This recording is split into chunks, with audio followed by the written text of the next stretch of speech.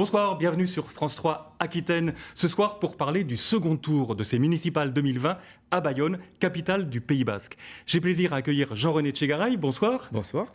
Bienvenue également sur notre plateau. Vous êtes maire UDI sortant de Bayonne et également président de la communauté d'agglomération Pays Basque. Henri Etcheto, bonsoir, bienvenue. Bonsoir Yandé. Vous êtes conseiller municipal d'opposition sortant, Parti socialiste, et également élu pour Bayonne au Parlement de Navarre, conseiller départemental. Donc, nous sommes ici pour un duel, mais à Bayonne, dans votre ville. Les choses sont toujours un petit peu plus subtiles. Ce n'est pas forcément un duel classique gauche-droite. On le verra tout au long de ce débat.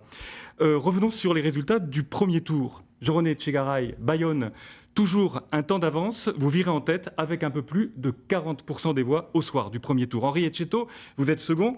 Bayonne, ville ouverte. Seconde position, donc avec un peu moins de 30%.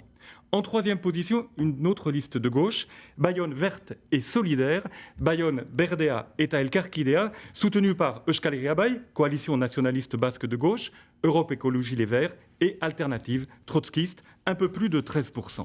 Quatrième, demain Bayonne, Bihar Bayona, liste de gauche sans soutien affiché de formation politique, un peu plus de 11%. Enfin, cinquième, Bayonne pluriel, droite souverainiste, Debout la France, qui inclut des candidats RN, à peu près 5% des voix. Enfin, coronavirus oblige. L'abstention, c'est le premier parti, comme dans nombre de municipalités, à Bayonne, 61%. La participation était beaucoup plus forte il y a 6 ans.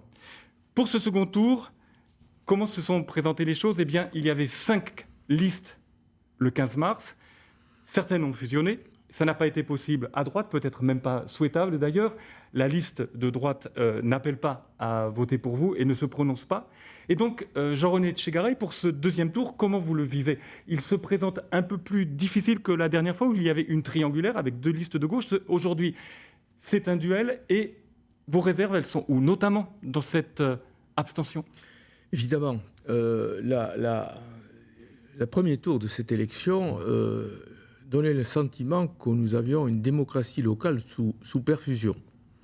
Les gens qui sont venus voter, les personnes qui se sont déplacées, ce sont celles qui ont eu le courage de passer au-delà du discours du Premier ministre de la veille, où le Premier ministre disait « restez chez vous », mais terminait son discours en disant « vous pouvez malgré tout aller voter ».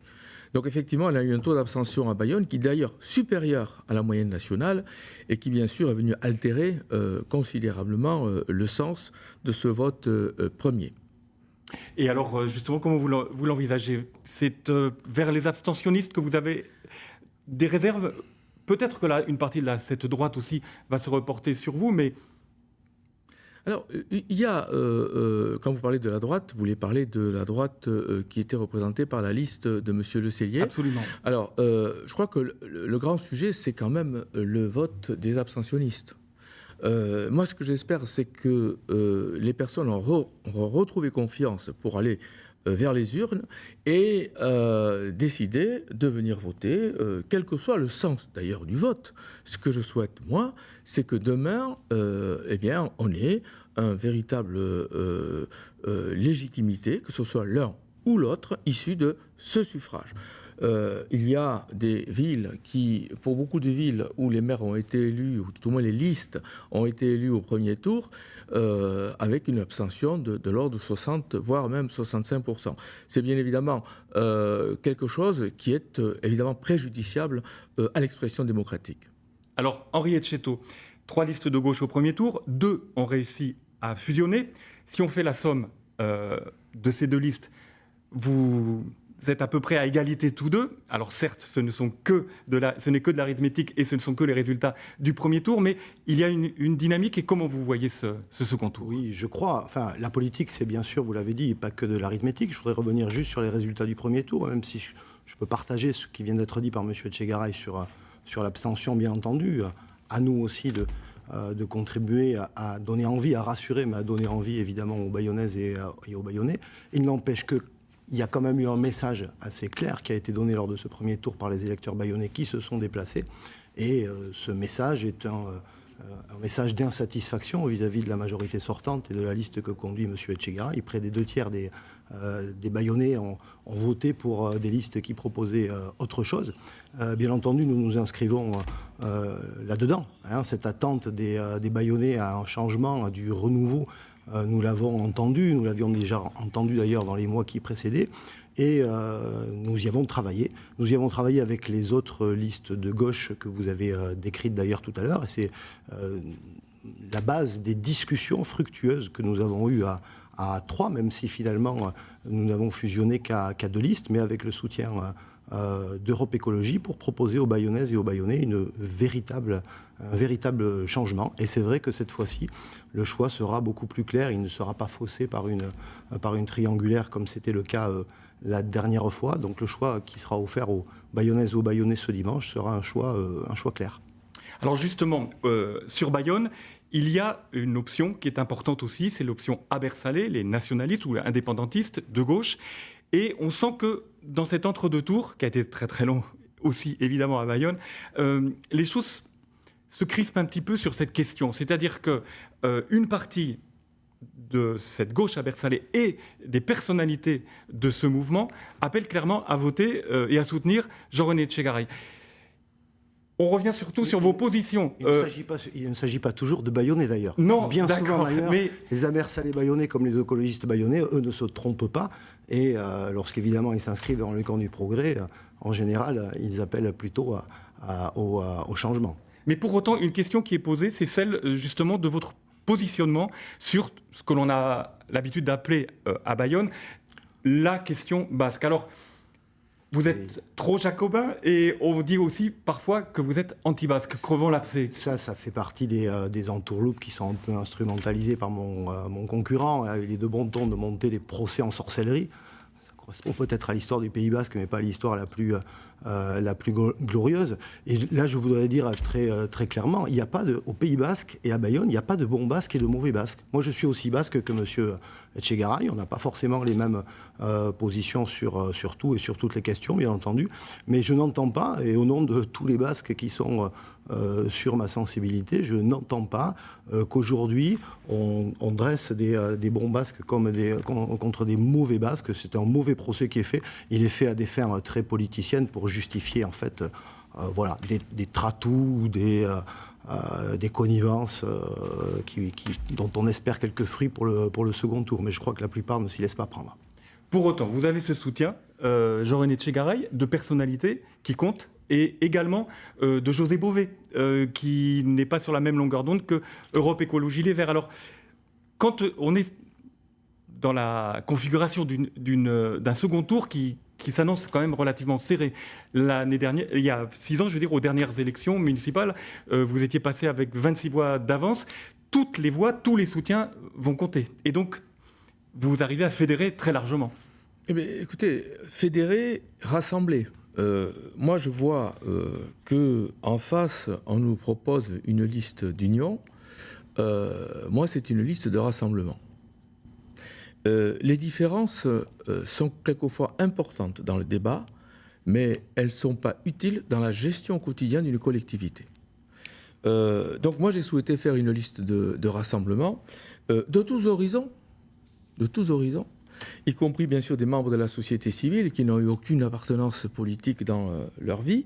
Et ce rassemblement, moi je pense qu'il est nécessaire pour notre ville, plutôt qu'une division qui risque de faire sombrer cette ville.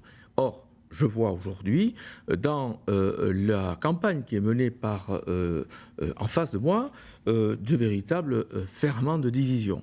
Maintenant, s'agissant des soutiens qui ont été apportés par les Abersalais, rapidement, effectivement, quelques personnalités du monde Abersalais ont effectivement manifesté un soutien à ma candidature, sans doute parce que dans ce mandat, qui n'a pas été un mandat simple, j'ai posé des actes.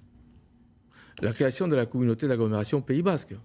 Mes collègues de Côte-Basque-Adour n'étaient pas tous très favorables à la création de cette communauté. J'ai malgré tout considéré qu'il fallait, pour que le Pays Basque puisse exister et qu'il puisse peser dans les politiques, effectivement que le Pays Basque puisse être uni. Donc ce travail, je l'ai fait. Le processus de paix, nous sommes encore au milieu d'une page qui n'est pas encore terminée, comme on aimerait bien remplir de manière positive. Donc les négociations que nous avons, d'ailleurs tous les mois, au ministère de la Justice.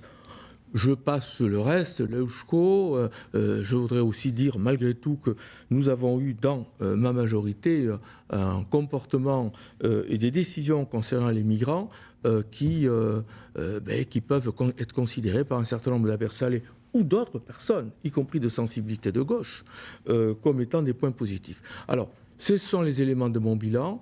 Moi, j'entends poursuivre dans cette direction et sans doute que certains de ces personnes qui ont porté leur voix sur DVS se retrouveront dans le programme que je présente. On l'avait dit, hein, les lignes bougent aussi à Bayonne, mais Henri Etcheto, je veux dire, un dernier mot. Je crois que M. Etchegaray peut-être se trompe de mots. Rassembler, c'est pas serpenter, c'est plutôt une liste qui serpente en effet. Alors un peu de José Bové, beaucoup de La République En Marche. Bon, voilà, tout ça, c'est parfois aussi un petit peu la droite honteuse qui n'ose pas peut-être affirmer ce qu'elle est. Je crois que là-dessus, les Bayonnaises et les Bayonnais de toute sensibilité ne s'y tromperont pas. Alors, ce second tour, on vote le 15 mars pour le premier, le 28 juin, le second tour, du jamais vu. La pandémie a tout bousculé. Il y a bien sûr et avant tout le drame humain et sanitaire, mais il y a la crise économique et sociale qui va s'en suivre. Le calendrier électoral, évidemment, a été chamboulé. Cette crise impacte très certainement aussi votre façon de faire de la politique et peut-être vos programmes. Jean-René Etchegaray. Sans doute que cette crise sanitaire aura aussi, dans la gestion de nos villes et de nos communes, un impact.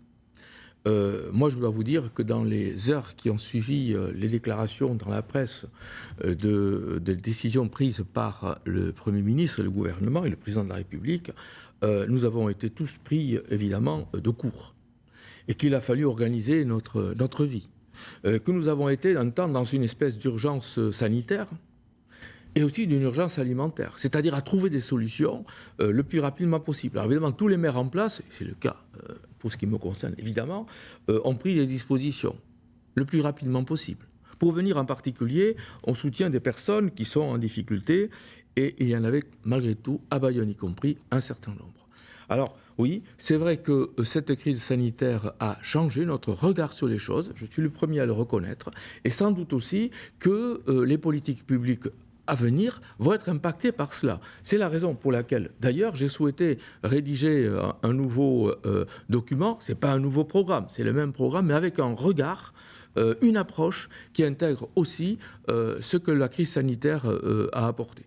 Henri Etcheto, j'imagine que c'est la même chose pour vous. Vous l'avez vécu aussi au niveau du département, c'est-à-dire que ce soit la région Nouvelle-Aquitaine, le département, les départements de notre région, mais aussi les communes, finalement, ce niveau d'intervention a été très pertinent et il vous impacte aussi. Oui, bien entendu. On critique parfois le millefeuille, on va y revenir, mais là, il a eu quand même quelques mérites avec la mobilisation des diverses collectivités locales à tout niveau. Oui, bien sûr que cet épisode de crise sanitaire nous a tous impactés, ça a impacté la société, ça nous a impacté individuellement, chacun d'entre nous, bien entendu. On a pu voir quand même, comme souvent dans les moments difficiles, que finalement, les Bayonnais, les Français dans leur ensemble, ont quand même une belle mobilisation. Je dirais qu'il y a eu de belles réactions et notamment, je voudrais en profiter pour saluer tous ceux qui se sont dévoués en première ligne, les personnels soignants des hôpitaux, bien entendu. Et j'ai une petit clin d'œil particulier à ma seconde de liste, Florence Dupreuil, médecin urgentiste, qui a été largement mobilisée avec, comme tous ses collègues pendant cette période difficile, les personnels des EHPAD, des personnels soignants en médecine de ville ou libérale, et puis également tous les salariés, les travailleurs, notamment des commerces qui ont continué leur activité pour le bien de tous, les personnels du service public, les personnels municipaux, ceux de la ville de Bayonne, bien entendu, mais également du département dont je suis élu, vous l'avez rappelé, et les personnels d'État. Je crois que parfois on tire un petit peu, certains tirent sur le service public. Là, on a vu quand même quelle était l'utilité. Et puis là, on a parlé de ces premiers de corvée pour remplacer un petit peu la phrase malheureuse du macronisme. Et je crois que c'est bien de leur rendre hommage. Voilà. Maintenant, cette crise de Covid, il ne faudrait pas non plus qu'elle soit une excuse pour introduire un petit peu de confusion derrière les choses. Moi, j'entends un petit peu dans le discours du maire sortant que finalement le Covid va nous impliquer du point de vue budgétaire. Bien sûr que c'est une réalité, mais la réalité véritable, c'est que les finances de la ville de Bayonne sont dans un état alarmant. Et ça, c'est pas dû au Covid.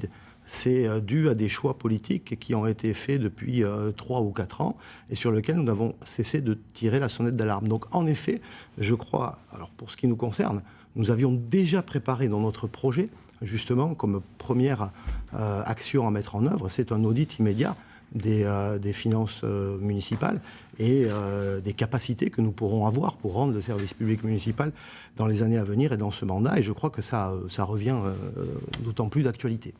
Alors Jean-René Etchegaray, effectivement, vous défendez votre bilan et je sais que vous n'êtes pas évidemment sur la même longueur d'onde qu'Henri Etcheto, notamment sur cette question des finances de la ville. Je voulais justement venir sur ce point-là.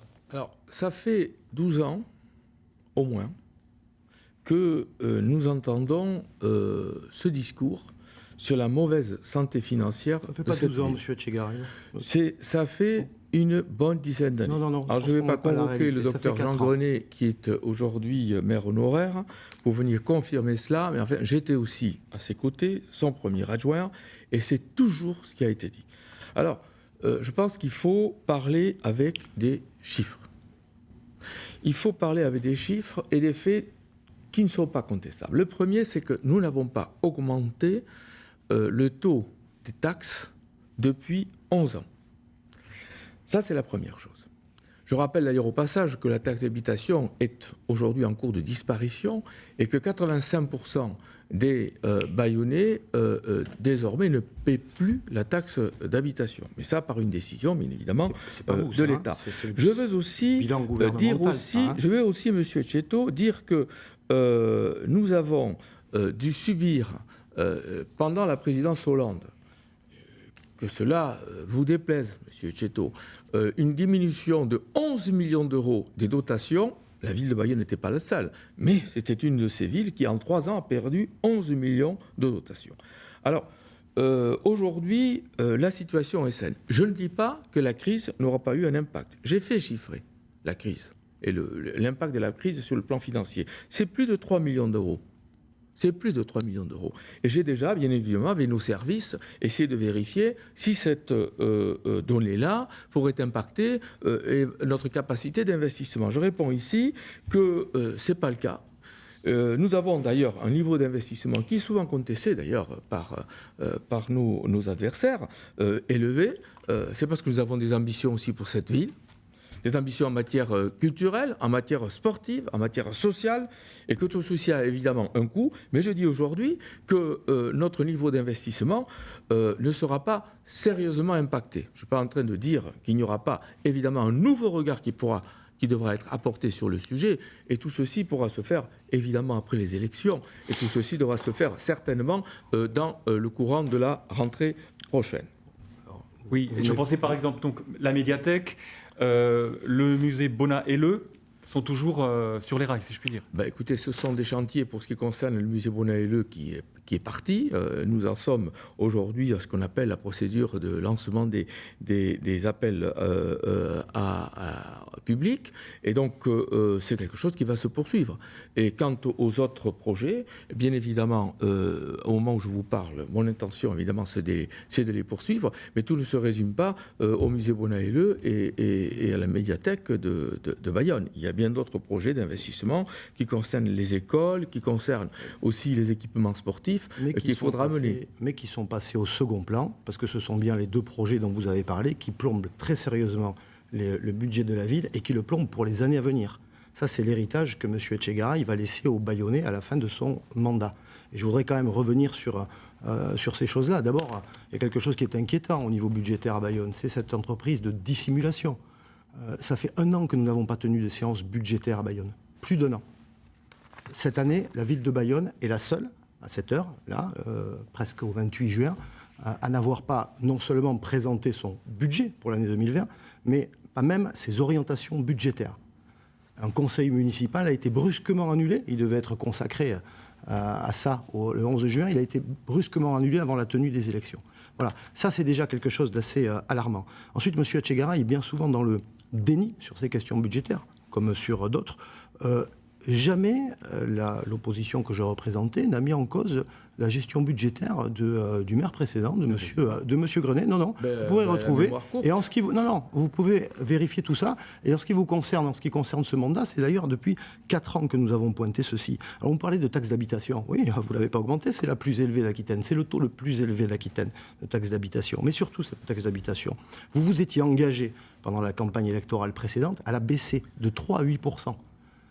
Promesse jamais tenue.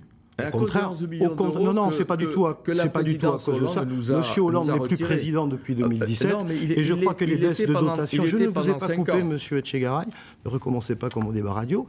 Je crois, il me semble quand même que si mes souvenirs sont bons, monsieur Sarkozy, que vous aviez soutenu dans le passé, avait largement engagé ces baisses de dotation. Et je ne crois pas d'ailleurs que depuis 2017, je ne crois pas que depuis 2017, il y a eu une variation là-dessus.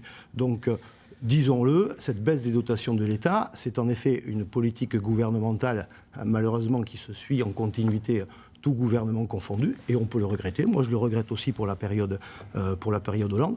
Mais n'allez pas vous défausser votre responsabilité sur celle des autres. Ensuite, il y a eu également, au long du mandat, des hausses d'impôts déguisées, les hausses de la tarification des cantines scolaires, qui est la plus forte d'Aquitaine, à Bayonne, des tarifs de stationnement. Donc voilà. La question budgétaire, elle est sérieuse. Alors, nous arriverons, si les Bayonnais nous font confiance, la première mesure, ça sera en effet d'avoir un audit et une remise à plat, et puis également une réduction drastique des dépenses de communication qui ont été très excessives pendant ce mandat. Alors, Jean-René Etchegaray. J'ai 2 choses à dire. D'abord, sur les comptes de la ville. Vous savez que dans ce pays, il existe des juridictions financières, qu'on appelle la Chambre régionale des comptes, qui sont donc des juges des comptes des collectivités locales et qui viennent apporter leur avis, bien évidemment, sur la manière dont la gestion a été menée. Et vous avez un quitus. Et il se trouve que j'ai eu, de ce point de vue, un quitus de la Chambre régionale des comptes. Alors, ce n'est pas jusqu'à l'instant dont je vous parle, mais c'est malgré tout les 2/3 du mandat que j'ai mené. Dites-le, c'est jusqu'à 2016. Par ailleurs, je voudrais dire aussi que lorsque M. Tcheto dit que nous n'avons pas eu l'occasion de parler de finances dans cette ville, je veux dire d'abord, que le budget est voté généralement fin mars, dans la plupart des collectivités locales. Qu'est-ce qui s'est passé au mois de mars en France ? Je n'ai pas besoin de vous le rappeler. La crise du coronavirus a fait que toutes les institutions, qu'elles soient communales, départementales ou régionales, ont été bloquées. Donc, c'est vrai que dans un premier temps, on avait imaginé, M. Tcheto l'a dit à juste titre, de pouvoir tenir un conseil municipal le 11 juin, et puis est arrivée l'annonce par le président de la République de ce que le second tour se déroulerait le 28 juin, et donc ce conseil municipal n'a pas pu se tenir pour cette raison. Néanmoins, une commission générale que j'ai réunie le 28 avril en plein confinement, nous étions tous, bien évidemment, en situation virtuelle. Donc, tous les conseillers municipaux qui souhaitaient participer à cette réunion pouvaient le faire, en tout cas virtuellement. Eh bien, j'ai tenu cette réunion, c'était le 28 avril, et j'ai présenté à cette occasion-là, bien sûr, tous les grands axes de ce que doivent être les orientations budgétaires. Et puis, je voudrais dire, enfin, que quand on dit c'est la seule ville de France ou de Navarre, etc., bon, Saint-Jean-de-Luz n'est pas une ville, peut-être, Mont-de-Marsan n'est pas une ville, peut-être, Agen non plus. J'ai une quinzaine de villes, je ne veux pas rallonger, qui, comme nous, ont décidé de reporter cela pour des raisons de crise sanitaire. Il y a des inexactitudes très objectives dans ce que vous dites, ce n'est pas les 2/3 de votre mandat. La Chambre régionale des comptes a examiné les comptes 2013 à 2016. Nous sommes en 2020. 4 ans de votre mandat, au contraire, n'ont pas été examinés. Les 4 ans qui portent à confusion. Ensuite, les orientations budgétaires qui se présente d'habitude en février, en effet, sur la ville de Bayonne, tardivement, vous ne les avez jamais présentés le 28 avril. C'est faux. C'est entièrement faux. Et juste, petit comparatif, l'institution départementale, elle a présenté ses orientations budgétaires en décembre. Elle a voté son budget, c'est le cas de beaucoup de communes voisines, comme Anglet. Voilà. Alors, je ne suis pas... des clous. Moi je regrette simplement que M. Chetto n'arrive pas à tenir jusqu'à la fin des réunions que nous organisons.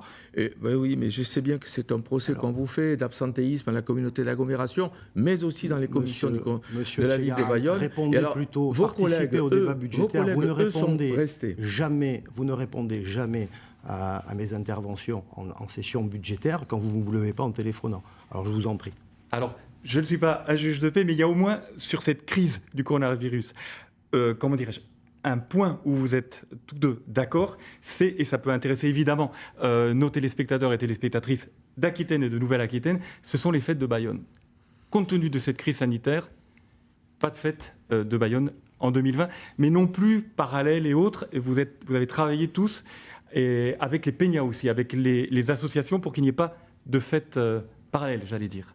Jean-René Etchegaray. Oui, sur ce point, je constate en effet un consensus, et c'est heureux. D'ailleurs, moi, j'ai été heureux aussi de voir que lorsqu'il y a plus de 3 ans, il s'est passé ce que vous savez à Nice, un 14 juillet, que la question s'est posée de savoir si 2 semaines après, les fêtes de Bayonne se tiendraient ou pas, et que j'ai proposé à mon conseil municipal que ces fêtes aient lieu, avec beaucoup de mesures de sécurité. J'ai eu une unanimité, M. Chetto, comme les autres leaders de l'opposition, se sont retrouvés là-dessus. Et de la même manière, là aussi, on considère qu'il est beaucoup plus raisonnable de ne pas organiser ces fêtes. Donc, il n'y a pas de fête de Bayonne, au sens de... il n'y aura pas de lancer des clés des fêtes de Bayonne, au sens de... Il n'y aura pas d'acte juridique du maire de la ville, à mon sens... je parle pour moi comme si c'était effectivement éventuellement une autre personne, puisqu'on est d'accord là-dessus. Néanmoins, il restera quand même une question. C'est que beaucoup de restaurateurs, il me le disait encore hier soir, ont des listes de réservations extrêmement importantes. Donc il y aura des dizaines de milliers de personnes sur certains jours de ce que devaient être les fêtes de Bayonne. Alors, moi je ne peux pas être insensible à cette situation.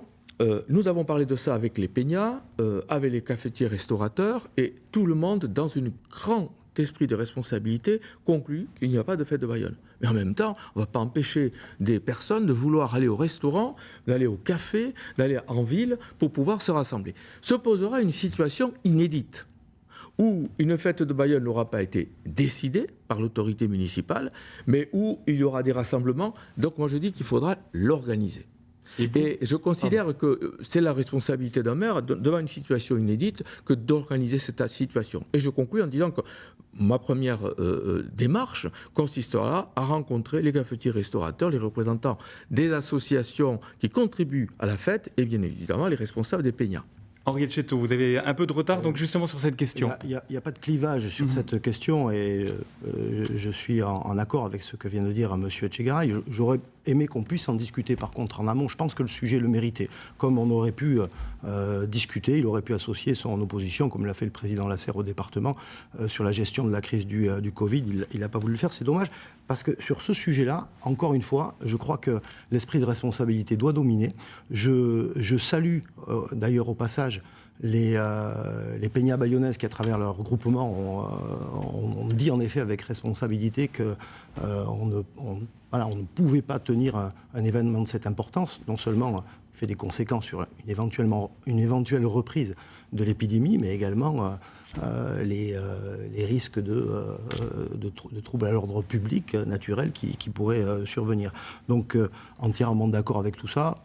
Vous l'avez évoqué, pour le cas de Nice, j'étais venu vous voir d'ailleurs au nom de mon groupe en amont pour vous dire que quelle que soit la décision que vous prendriez, nous vous soutiendrions là sur cette question qui est évidemment trop grave pour qu'il y règne autre chose qu'une union sacrée et un esprit républicain. Et c'est le cas, bien entendu. Alors il faudra réfléchir en amont, mais très vite donc, avec les différents acteurs, les peñas, les professionnels et puis les services de l'État à ce que pourrait être la gestion, la prévention de ces fêtes incontrôlées qui seraient dangereuses pour la ville et sa population. Ces élections n'ont rien à voir avec celles d'il y a 6 ans, on vient de le voir, on en a parlé. Coronavirus oblige, c'est un chamboulement conjoncturel. Grande différence également structurelle, c'est qu'il y a 6 ans n'existait pas la communauté d'agglo du Pays Basque. Les 158 communes du Pays Basque de France sont désormais régies et ensemble par cette communauté d'agglomération. Il va donc falloir également élire les conseillers communautaires et son président, Henri Etcheto, candidat éventuellement à cette présidence de la communauté d'agglo, ou vous restez maire? J'ai annoncé de toute manière la réponse à cette question il y a déjà longtemps, elle est connue. Je ne serai pas candidat à la présidence de l'agglomération, ce qui ne veut pas dire d'ailleurs que je n'y serai pas investi fortement par ailleurs. Donc je crois que les Bayonnais ont besoin de retrouver un maire dans leur ville. Je pense que c'est quelque chose qu'ils attendent, une proximité à laquelle ils ont été d'ailleurs très longtemps, à juste titre, habitués et bien habitués, qu'ils ont perdu peut-être au cours de ces dernières années. Donc voilà, l'agglomération, cela dit, gère les grandes questions aujourd'hui qui intéressent les Bayonnais et leurs voisins en matière de mobilité, en matière d'habitat et d'urbanisme, en matière d'environnement, en matière, surtout peut-être aujourd'hui encore, d'activité économique, avec l'enjeu de la reprise de l'activité économique consécutif à la crise sanitaire que nous avons vécue. Donc bien entendu, j'y serai fortement investi avec mes amis si les Bayonnais nous font confiance le 28 juin prochain. Jean-René Etchegaray, je sais que vous n'aimez pas qu'on vous pose cette question, mais je ne peux que la poser.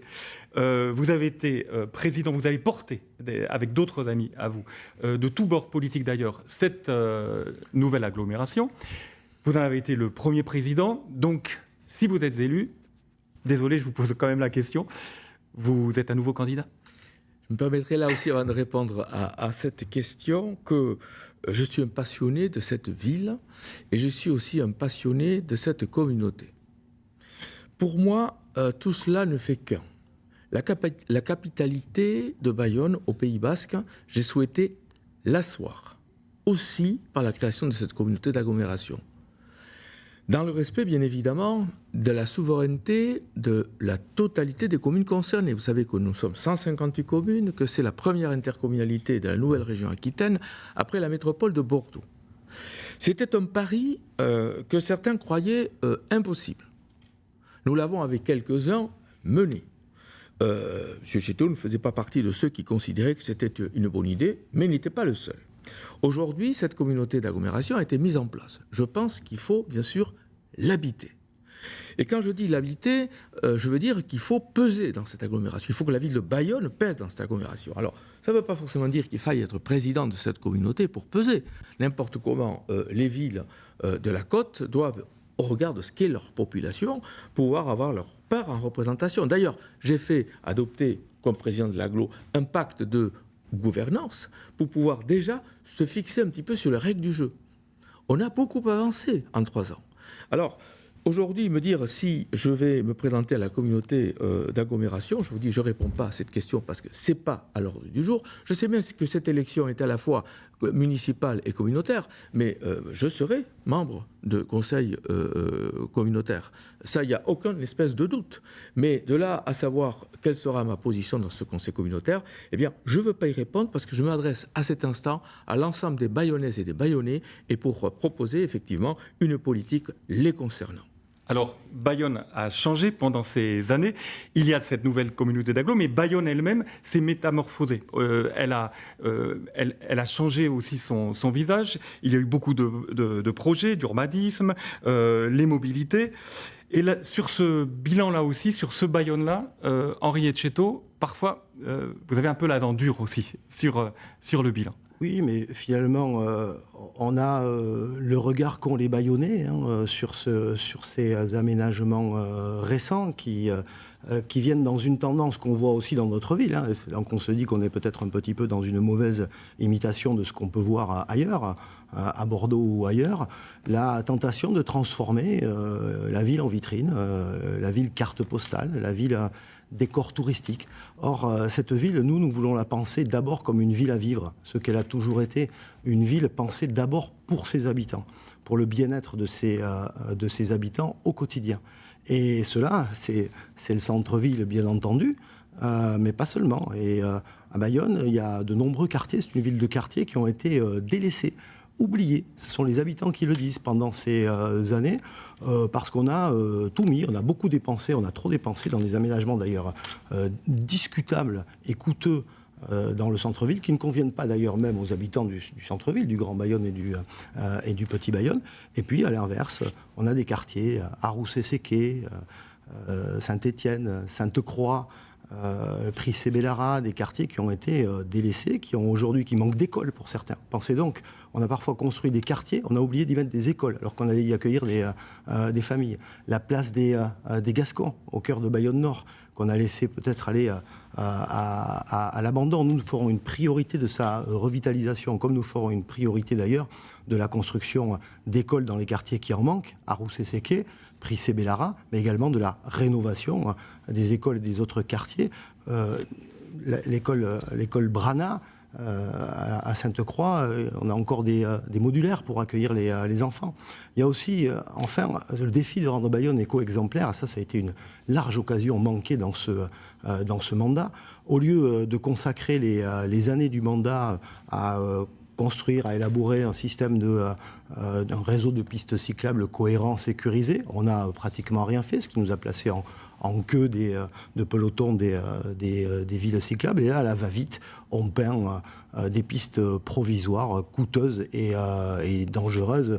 Voilà, c'est dommage. Et puis également, ces espaces verts, la défiguration de la ville, avec un urbanisme aujourd'hui abandonné aux promoteurs, des dizaines de projets, une vingtaine encore sous le coude. Nous entendons reprendre les clés de la ville à la spéculation immobilière et garantir, notamment dans chaque quartier, la sanctuarisation d'espaces verts, que ce soit des parcs, que ce soit des espaces naturels, que ce soit des espaces agricoles, pour garantir le bien-vivre des habitants, et puis également que notre ville prenne sa place dans le défi climatique mondial auquel aujourd'hui personne ne peut échapper.